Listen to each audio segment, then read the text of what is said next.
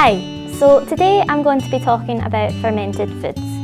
Now, many years ago, fermented foods were readily eaten. Now, I have to admit, this is mainly because people didn't have fridges back in those days. But all the same, it was common practice, which was great because fermented foods have lots of potential health benefits. Nowadays though, fermented foods are making a comeback as people are starting to realise this, and this is just great. So when this process of fermentation occurs in foods, such as fruit, vegetables or dairy products, a special type of bacteria naturally ferments the sugars and produces something which is called lactic acid.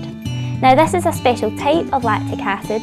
It's not the lactic acid that gives you a stitch in your side after you've been for a run, but it's called L+ lactic acid. And what this important ingredient does is it supports the growth of the good bacteria and it fends off any bad bacteria. So this L+ lactic acid not only helps to stabilise the food itself, but then when you go to eat the fermented foods, it helps to support the balance of bacteria in your gut. So now we're going to be making our very own fermented food.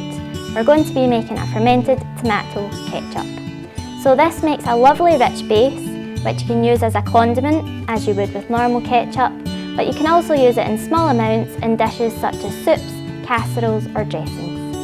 Now to begin with, we need a jar. So I've got one here.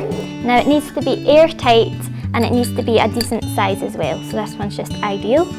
And what we're going to do is we're going to combine a number of ingredients and leave them to ferment. So it's really, really easy. Okay, so first we are going to add 400 grams of organic tomato puree.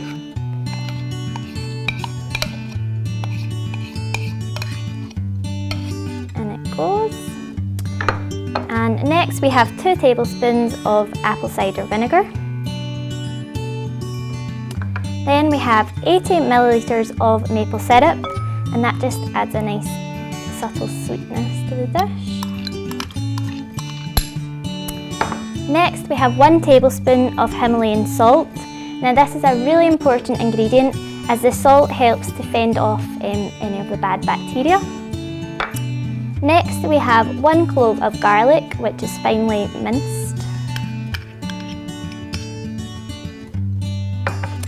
Then we have 1 teaspoon of allspice, which is lovely, it gives a lovely flavour to the sauce.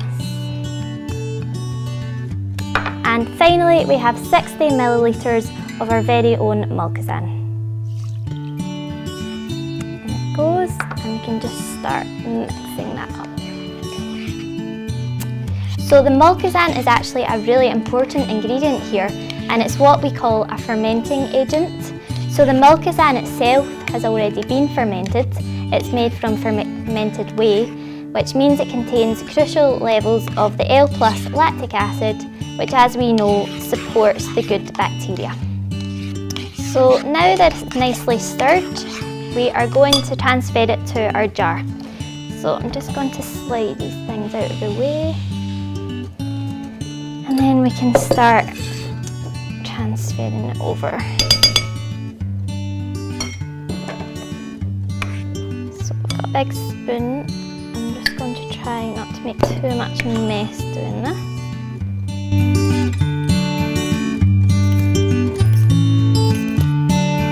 There we go. And we can just clean up the mess I've made. And then what we want to do is we want to seal this jar. So now that the jar is sealed, we're just going to leave it to ferment for 2.5 to 3 days. So this is slightly dependent on your room temperature, but 2.5 to 3 days is the norm. Now I've got one that I made earlier, so I made this a few days ago. It's been fermenting away, and I'm just going to try it now. So you'll know your sauce is ready when the salty taste has disappeared. It should taste mildly tangy and almost slightly fizzy on your tongue. Tastes really good. So now we're just going to seal the jar again, and now that it's ready we can store it in the fridge for up to 2 months.